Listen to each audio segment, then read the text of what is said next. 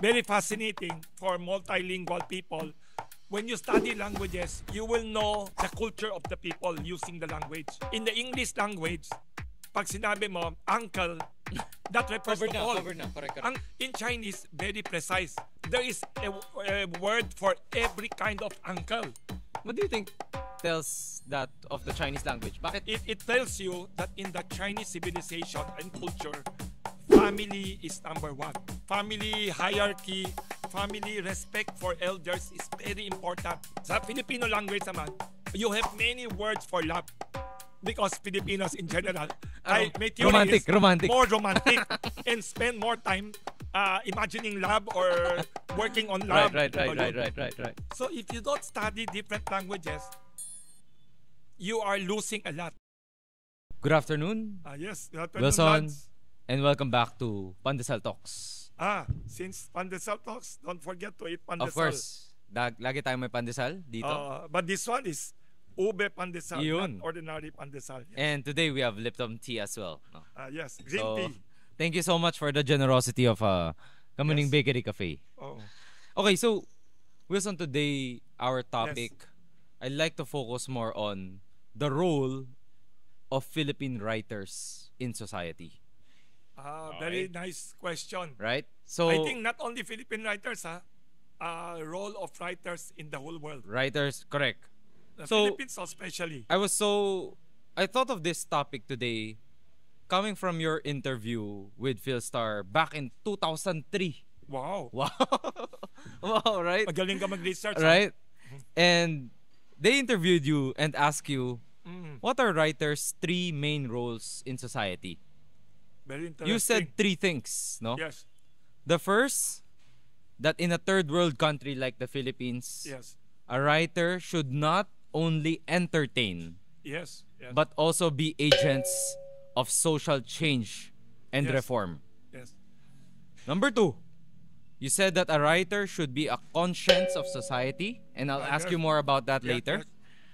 And number three is a writer should not just write for the sake of self-expression, Which is also a good which is reason. also good naman, Yes. right? But you should also write to be brave and be revolutionary in subverting the corrupt order today. So, I want to dissect that one by one, Wilson, right? Yes, yes. First, you mentioned agents of social change and reform. How Yes. does that work as a writer? I have this idea that writers, usually many writers know a lot of things. So compared to ordinary people in different fields, writers must, in the local language that we use now, mas marites ang mga writers. Okay. We are more inquisitive. Writers in general are more curious. Yep. And writers are like private investigators, like detectives. You always ask questions. You always Correct. look for the truth. So I believe writers with added knowledge, more access to information, hopefully will be able to encourage positive changes in society. Okay. Especially in our third world developing country like the Philippines. Mm. We have so many problems.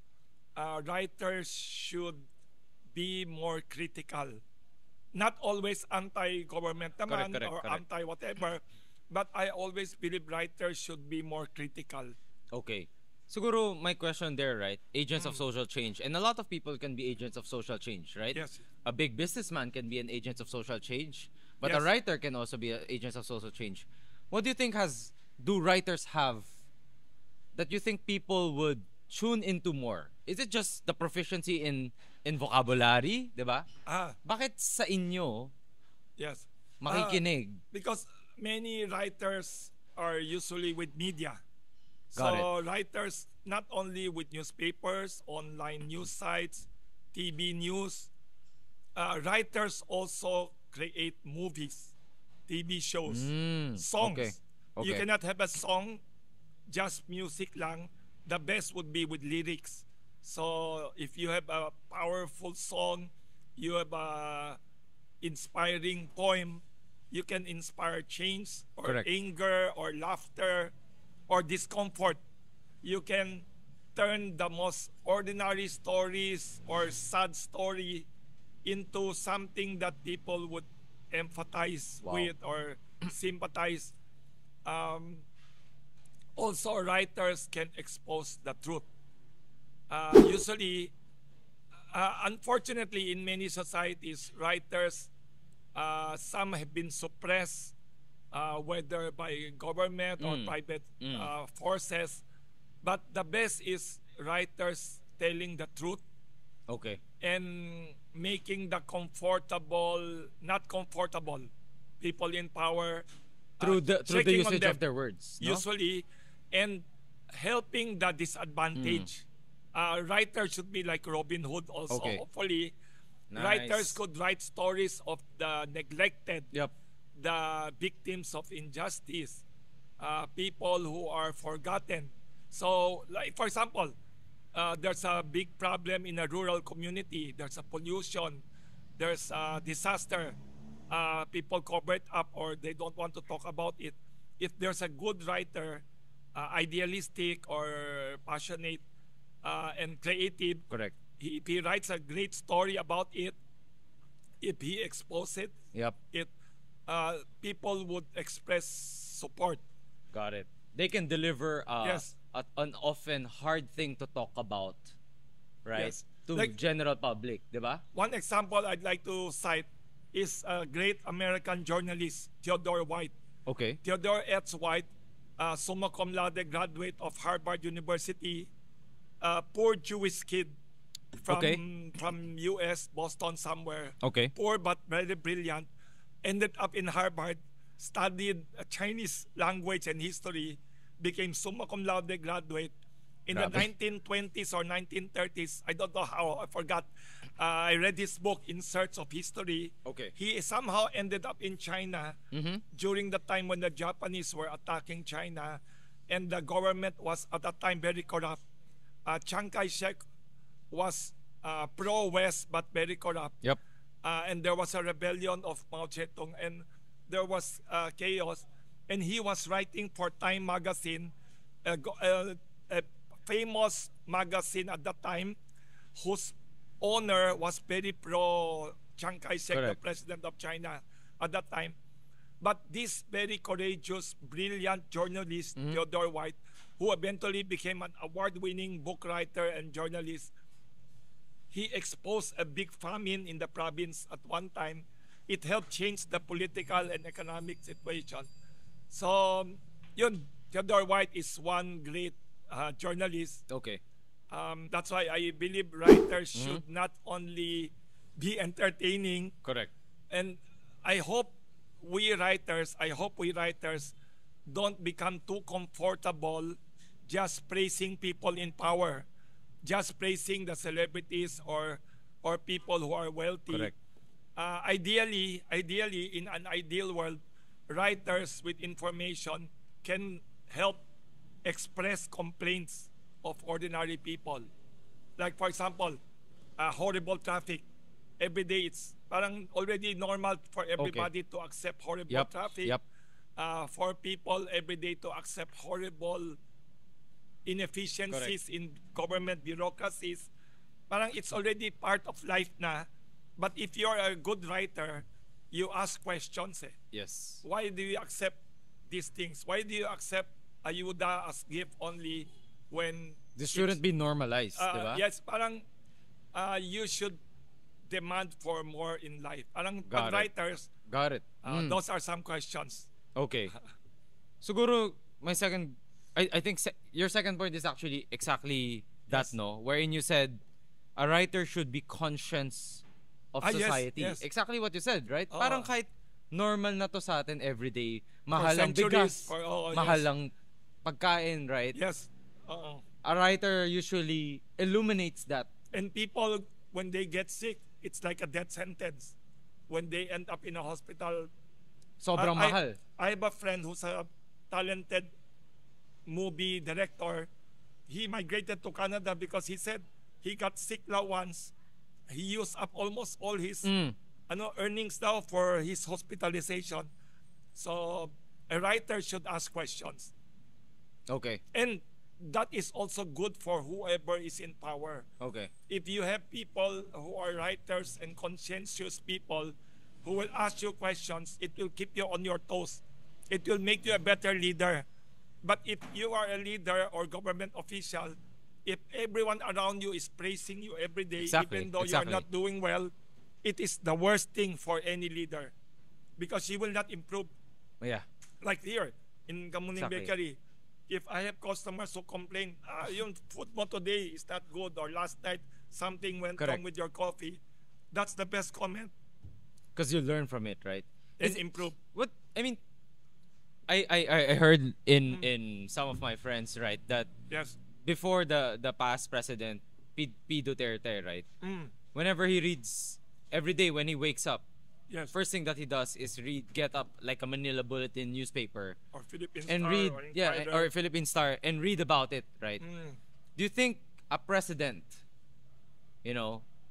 takes more feedback from an article from writers, or I don't know, maybe social media or whatever, right? I think nowadays, writers, of course, I'm sure they get feedback, but also other forms of media, social Exactly. media, Pag television, nag-trending, radio, right? Yes.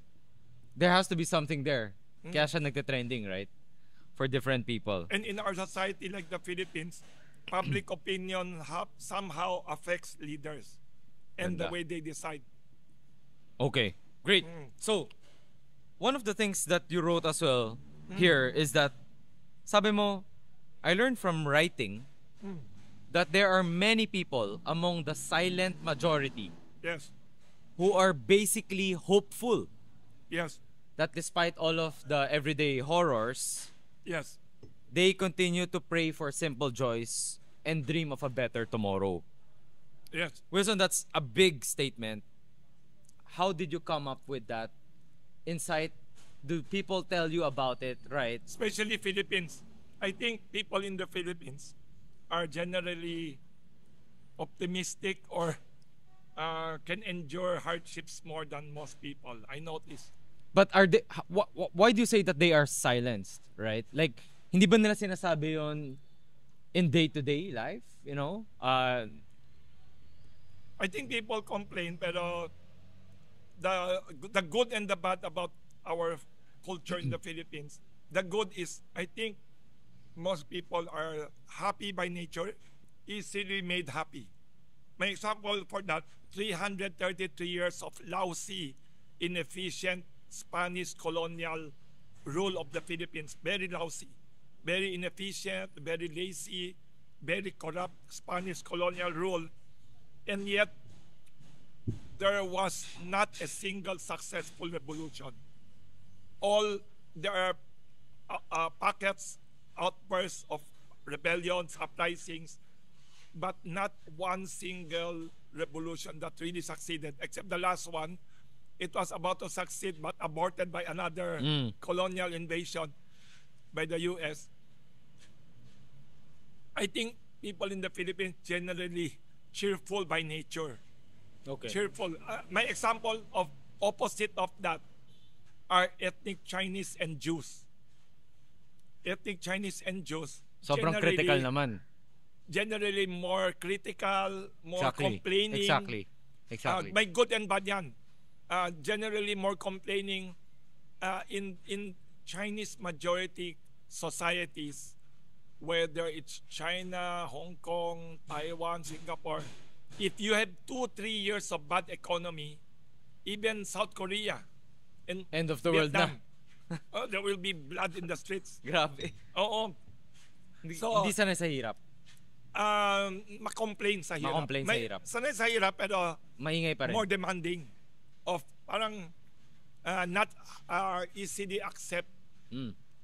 I think it has something to do with Catholic religion. I think kasi my theory is yung Catholic religion is a plus and minus in rebellion. Because Oh, really? maybe the Spanish colonizers told the people, don't complain too much kasi Jesus Christ suffered on the cross. Way more. So suffering is parang Oo nga, part no? of life. But in the Chinese culture, basta makomplain ang Chinese people in general and Jewish people. Look at the Jewish people. This is only my theory. They invented psychoanalysis, I think. And they're always brooding, always complaining. Even if they're well off in Europe, Yep. they're professionals, they're top doctors, Yep. top entrepreneurs, money lenders. They were also the top revolutionaries all over Europe. Karl Marx invented Marxism Right. and all that. And the Chinese were always revolution. Part of Chinese history and tradition is the right to rise up in revolution. If the government, in Chinese tradition, if the government becomes complacent, lazy, or even unlucky, some governments are not corrupt, are not incompetent, but plainly unlucky. Yep. A series of earthquake, calamities.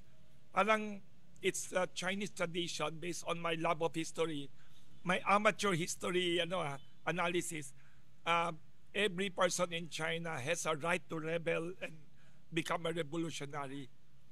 In Got the it. Philippines, we are more accepting of hardship. Got it. Maybe we have this idea that we suffer here, we pray We have a better life in the later on. afterlife. In the afterlife. We have correct. this a bit of fatalistic. But And- in the Chinese culture, man, you want it now. Wala eh. You Exactly, want deliverance. You want deliverance. You want wealth now. You want Yeah. deliverance. Correct. You want liberation from hardship now. You don't have to wait That's for the very interesting. afterlife. That's my That's theory. very interesting. That's good and negative. The good about it is no matter what happens, people will endure. People will be resilient. Yep. Will not complain too much. There's a way to find. The good thing about it, naman, rich or poor in the Philippines, not many people would jump out of the Right. building. Not many people would commit suicide, jump into the Pasig River. But in other societies, Got it. Wilson, theory ko lang yan. we're in the topic of, Filipinos, readers that are more hopeful, right? Do you remember any instance where a reader of yours Yes. wrote something hopeful that napasaya ka, natawa ka, something Very hopeful, interesting. something funny, right? Very That interesting. he but told you about. What you're asking, I write a column in Philippine Star. Yep. And- Will soon flourish. Yun. Yes. Usually on Sundays, if I'm not late for my deadlines. It's my hobby, writing. One of the fascinating stories I got a letter once, Randomly. yes, email from a Filipino Catholic priest in Mongolia. Oh, wow. And he told me, I'm not a religious person. I should be writing more interesting things. He said, before he goes to his mass, he would read my column now. He said, a Catholic priest in Mongolia, Filipino. And a very fascinating reader naman who wrote me, I could not forget, a Filipino border guard in Finland somewhere. Okay. I think border of Finland and Russia or Okay. border of Finland and Sweden. That is a Amazed very ako. niche reader. Very ah. amazed ako. Amazed Okay. na that showed me something that people from the Philippines pala are scattered everywhere. Ganda. Yun talagang in the most unlikely And they places want to stay updated. by reading Philippine reading Star 213, and right? other Philippine media. I'm amazed. I could look for that person. Very interesting. Ang galing. Ang galing. And I think that's the beauty of you being a writer Oh, yeah. and this profession, right? Tagos eh. Yes. No matter what country you are in, diba? Yeah, As yeah. long as the article is like distributed, Very interesting. it could reach the eyeballs of like the most randomest. Is that a word? No. Very interesting. very Randomest interesting. people, right? Okay. So, in the topic of writing, Yes. top 3 writers that you still look up to right now, because you remember they wrote an article that maybe moved your life somehow or placed you to where you are today. Alam mo, very difficult to choose 3 writers because I love to read so much. So, I was going to ask you nga, 3 writers in what category? 3 writers ba in journalism, favorite three writers in poetry, three writers ba in biographies, three writers ba in fiction, ba Sige, in simulan novel, natin by three or- writers that write about society in general, politics, state of, the state of our society. Anyone. in the world or in the Philippines. Pwede both. Pwede ihalo mo na into those three. Uh, there are so many. I'll start muna with about geopolitics. Geopolitics.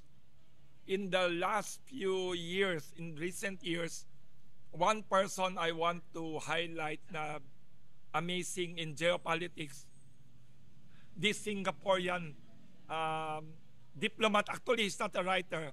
He's a diplomat who has written several books. Okay. I'm not saying he's my all-time favorite. Just the last few years, I've read a few books. Kishore Mahbubani.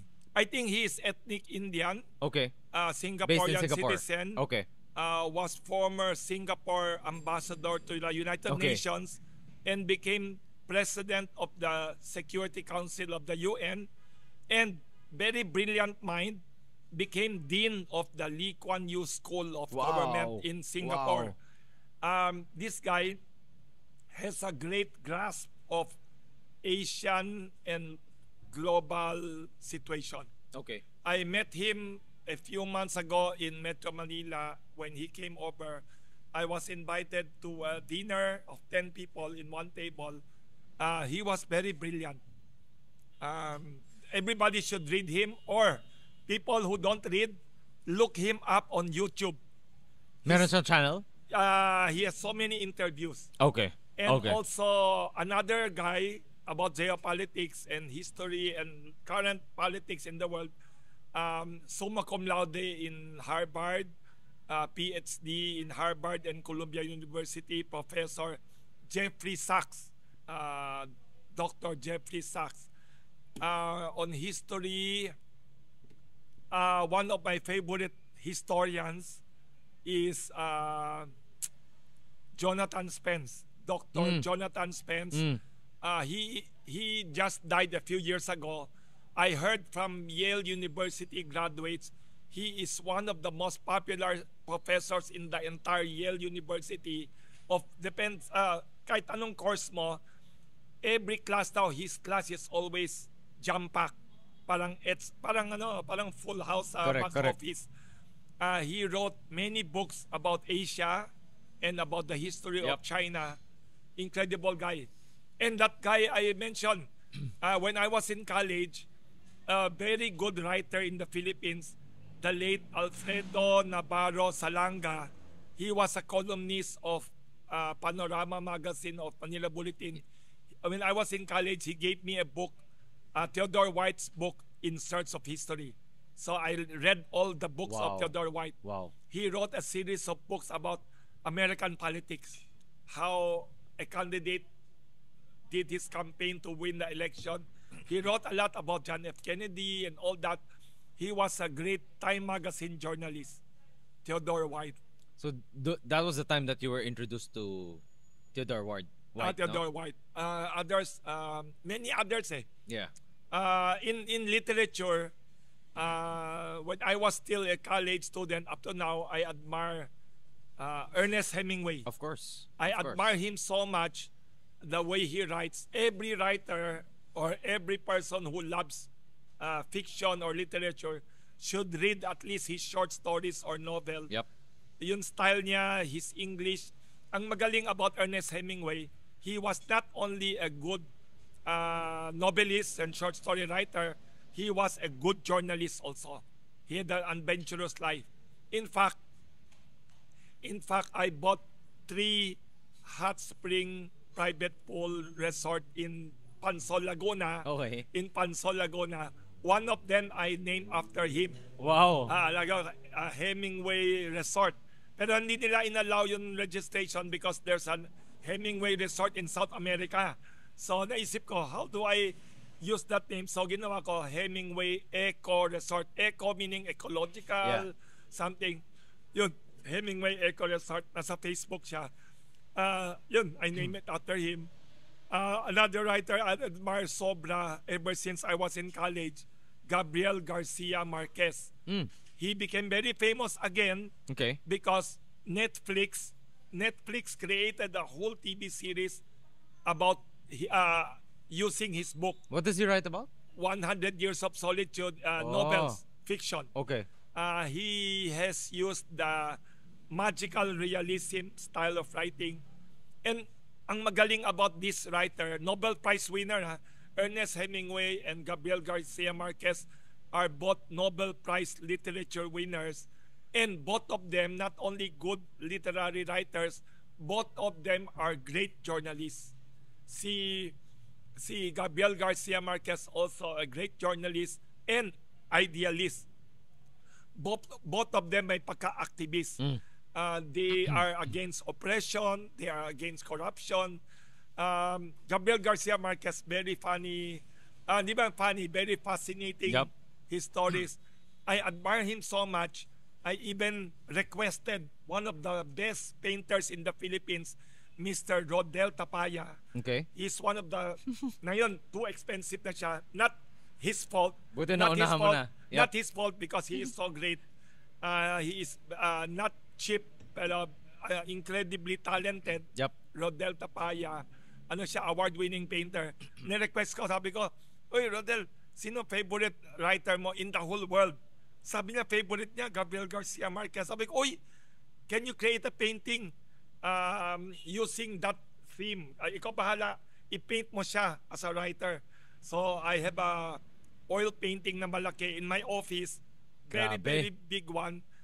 Done by Rodel Tapaya of Gabriel Garcia Maybe one day, Marquez. Wilson, someone will make an oil painting of you Ah, as their favorite writer. Maybe. Di ba?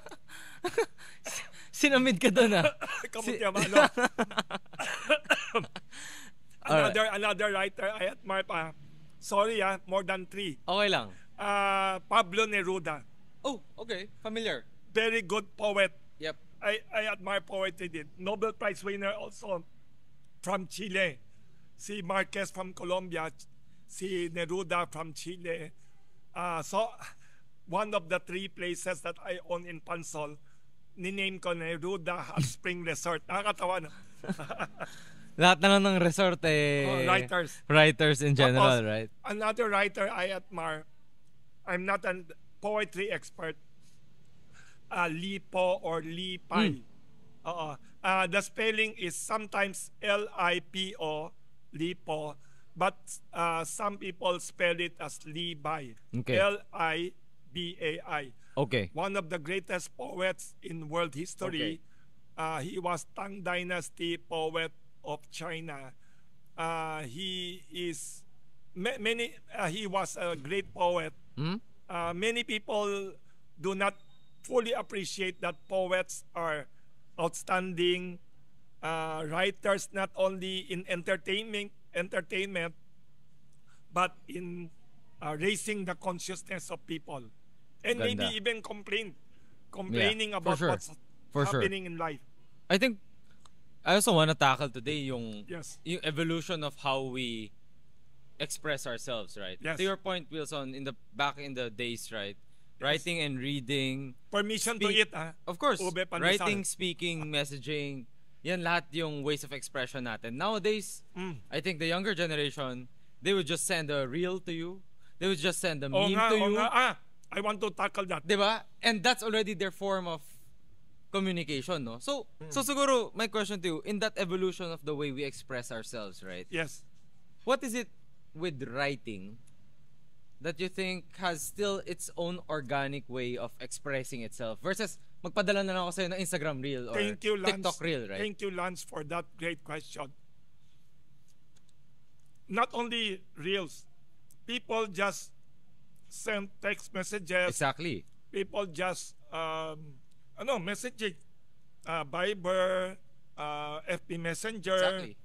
What Naka-shortcut pa, right? Oh, pero I want to tell everyone of whatever age, whether young or not young anymore, there is magic when you write using pen Okay. and paper, and then when you send it to people, whether as happy birthday or congratulations or to apologize, and ito, for people who want to sell themselves, sell ideas, or request something. If you want to request a promotion from your boss, or you want to ask bigger allowance from your So grandfather, something that is hard uncle, to ask. Tama ba? when you write it down on a piece of paper and then send it, ibang dating eh. Secret yan. Iba ang dating sa mga tao. Number one, it's rare. Very rare that you receive. I think it's very effective. Personally, I believe it's more effective.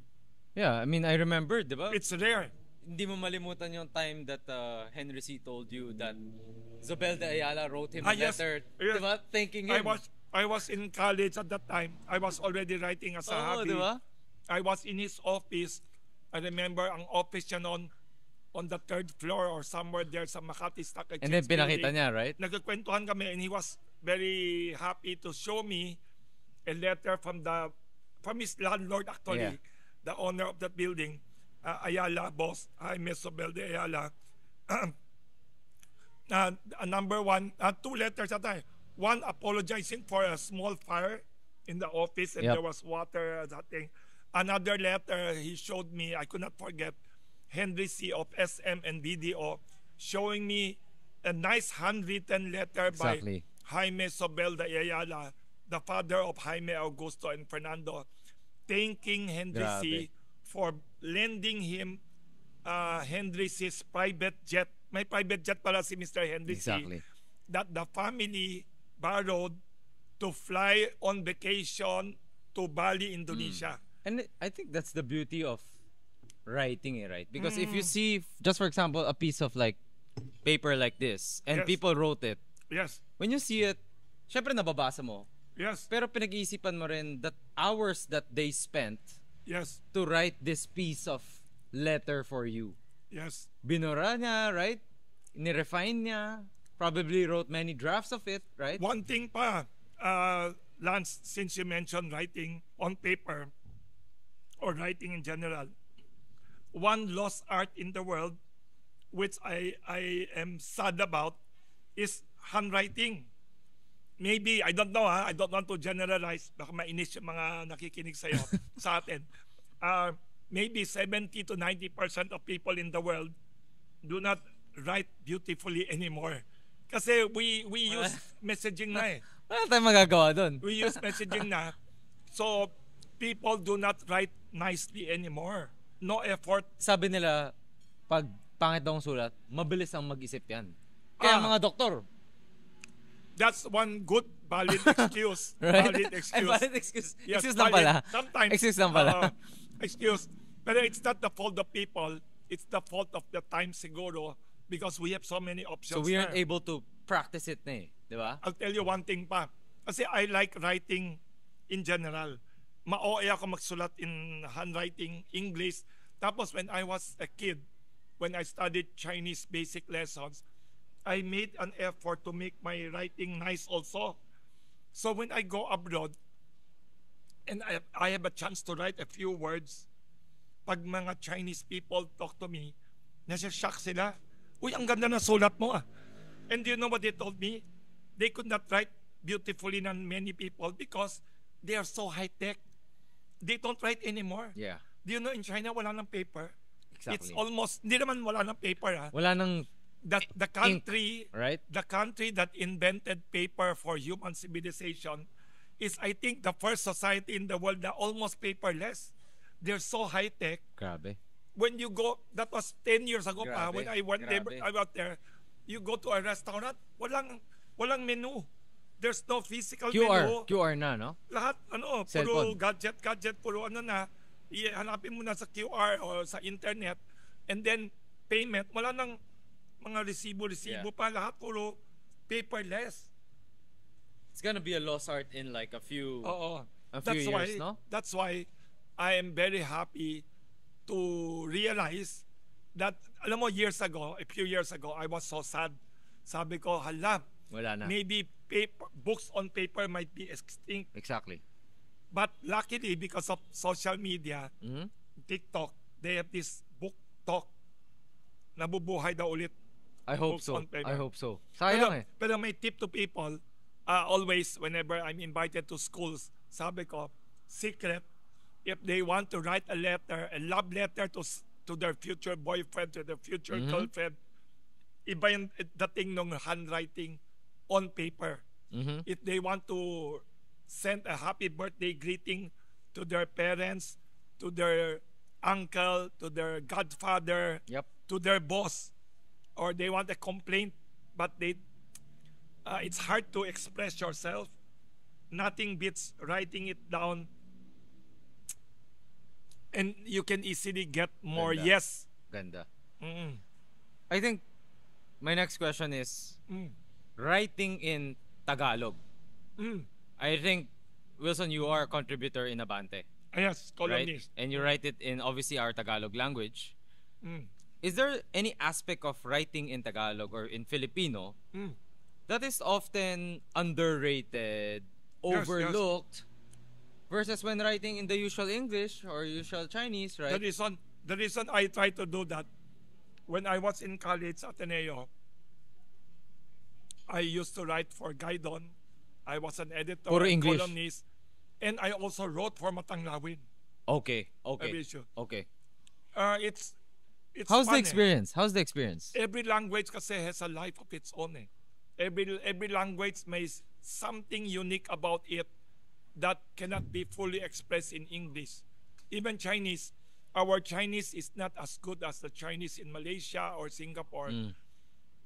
There's something lost if we don't learn it. Mm. So I believe every person, I have a theory. Every human being, I don't know, I did not verify with science.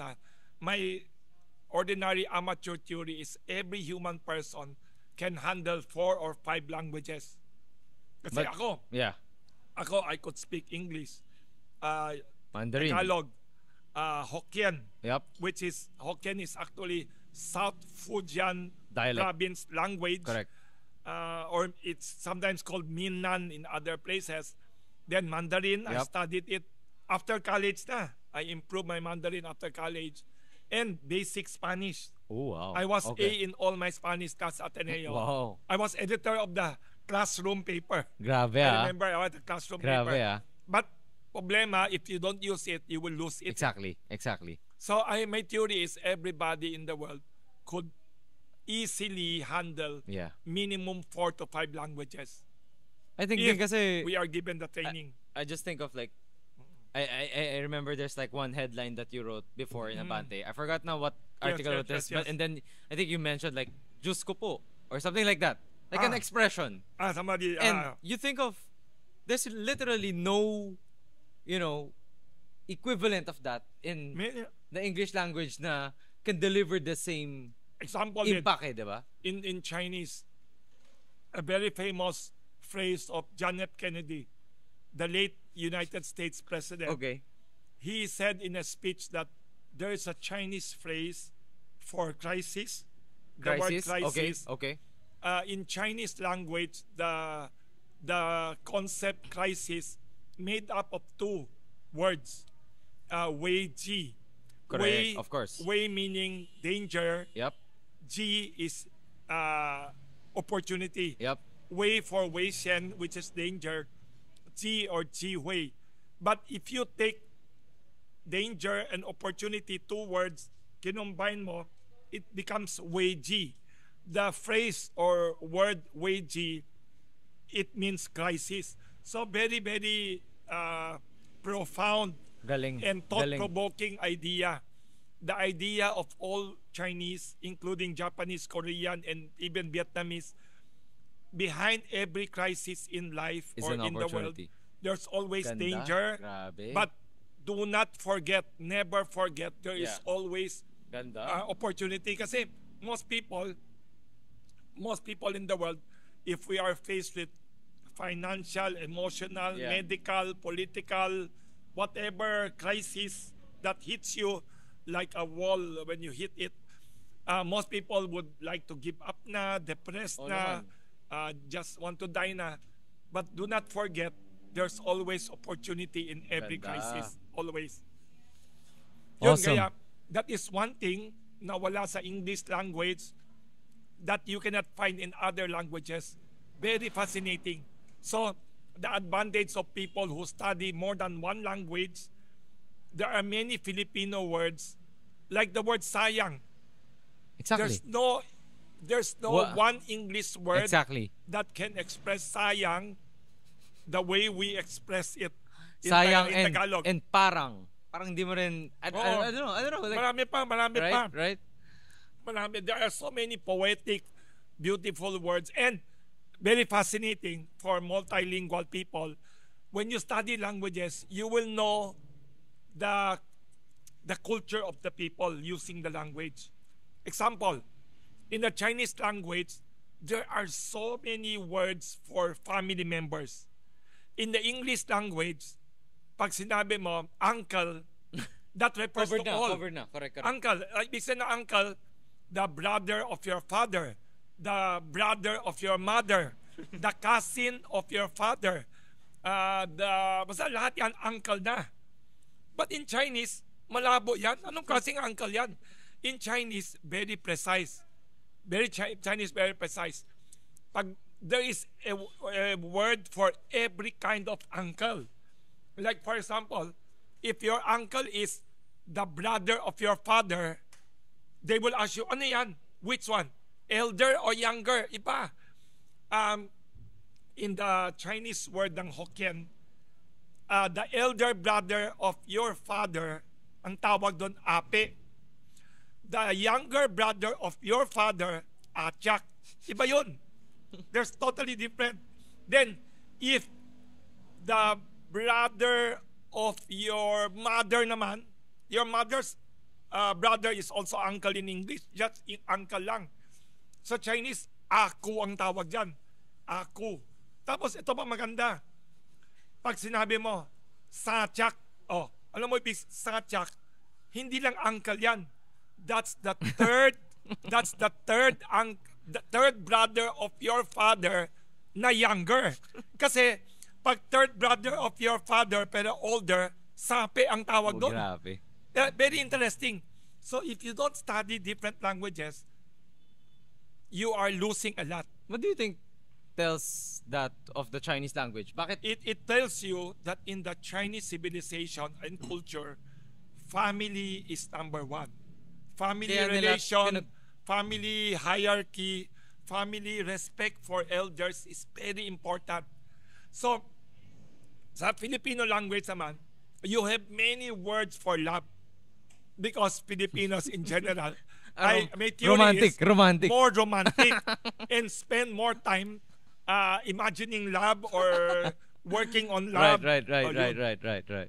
So, many words. Man, our songs about love Yes. are amazing. Diba? But- Iyak ka talaga. But I noticed one thing, which we should, in the future, balance also. In the Filipino culture, many of our best love songs are sad. Yung sad. iyakan. Yun yung gusto natin, nasasaktan eh. Yes. Right? Sad, Yun yung gusto natin. sad and tragic sometimes.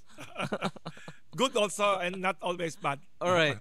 So, thanks, Wilson. And I guess Yes. I'd like to close this episode with, a childhood dream that you told Phil Star before, back in 2003. Well, I was amazed that they asked that. Oh, which is, you mentioned, you wanted Yes. to build a house with a huge 2-story library. Two With- or three stories. 2-story Or three. and a vast garden full of trees. Mm. Nagawa mo na ba? Nakakatawa. I'm in the real estate business. So I regularly buy, not regularly, Of course. often buy real estate. But because I'm a business person, first and foremost, so I don't have the luxury. Ano ba yan? Oo nga, Ano ba yan? of having a big garden na unused. Oo. Kasi for somebody like me, also a business person, Bebenta mo agad. no, I will rent it out. Oh. Every square meter is income yan eh.